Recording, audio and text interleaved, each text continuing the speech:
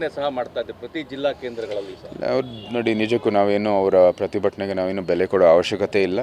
ಮಹಾತ್ಮ ಗಾಂಧಿ ಅವರ ಆದರ್ಶಗಳು ಏನು ಸಮಸ್ತ ಒಂದು ಕೆಲಸಗಳಲ್ಲಿ ಅದು ಇನ್ನೂ ಜೀವಿತವಾಗಿದೆ. ಇಡೀ ವಿಕಸಿತ ಭಾರತ ಮಹಾತ್ಮ ಗಾಂಧಿ ಅವರ ಒಂದು ಕನಸು ಅಂತ ನಾವು ಹೇಳ್ಬೋದು.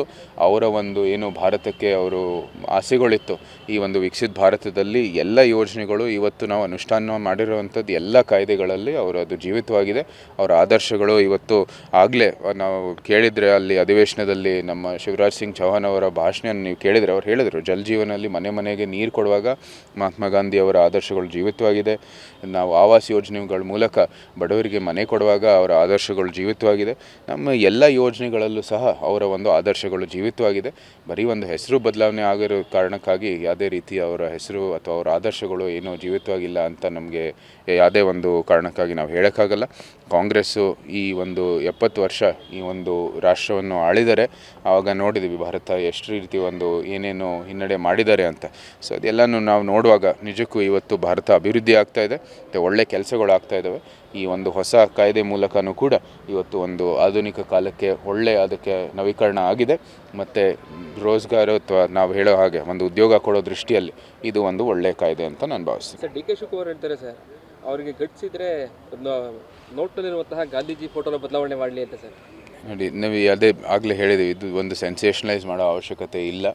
ಇದು ಒಂದು ಆ್ಯಕ್ಟಿನ ಅಪ್ಗ್ರೇಡ್ ಮಾಡಿರೋದು ಅಷ್ಟೇ. ಅದಕ್ಕೇನು ಜಾಸ್ತಿ ಏನು ಹೇಳೋಕ್ಕಾಗಲ್ಲ. ನಮ್ಮ ಎಲ್ಲ ಕೆಲಸದಲ್ಲೂ ಕೂಡ ಮಹಾತ್ಮ ಗಾಂಧಿ ಅವರ ಆದರ್ಶಗಳು ಜೀವಿತವಾಗಿದೆ.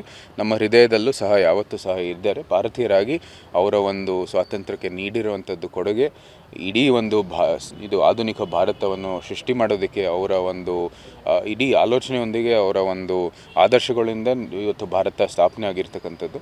ಸೊ ಅದು ಯಾವತ್ತೂ ಸಹ ಸಮಸ್ತ ಭಾರತೀಯ ಹೃದಯದಲ್ಲಿ ಇದ್ದೇ ಇರುತ್ತೆ. ಅವರು ಇಂಥ ಒಂದು ಸಂವೇದನಶೀಲ ಒಂದು ಮಾತನ್ನು ಹೇಳೋ ಅವಶ್ಯಕತೆ ಇಲ್ಲ. ಸರ್, ಈಗ ರಾಜ್ಯದಲ್ಲಿ ಅಭಿವೃದ್ಧಿ ವಿಚಾರ ಬಿಟ್ಟು ನಾಯಕತ್ವ ಬದಲಾವಣೆಗೆ ಜಾಸ್ತಿ ಮಹತ್ವ ಕೊಡ್ತಾ ಇರೋ ಒಂದು ಚರ್ಚೆ ಇದೆ. ಈವನ್ ಸುವರ್ಣಸೌಧದಲ್ಲೂ ಅದೇ ಚರ್ಚೆ ಆಯಿತು ಅಂತೇಳಿ ಅದನ್ನು ಹೋಗ್ತೀರಾ?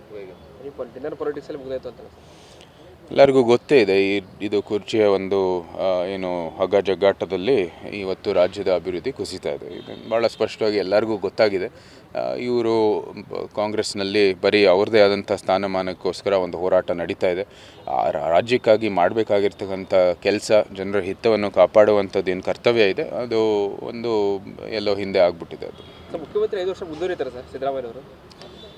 ನನಗೆ ನಿಮ್ಮ ಕೊಡುವಂಥದ್ದು ವರದಿ ಇಲ್ಲ. ನೀವು ಮಾಧ್ಯಮದವರು ನನಗಿಂತ ಹೆಚ್ಚಾಗಿ ರಾಜಕೀಯ ಒಂದು ವಿಶ್ಲೇಷಣೆ ಮಾಡ್ತಾ ಬಂದಿದ್ದೀರಾ. ನೀವು ಹೇಳಿರುವಂಥದ್ದು ಮಾಹಿತಿನೇ ನಾನು ನಂಬ್ತೀನಿ.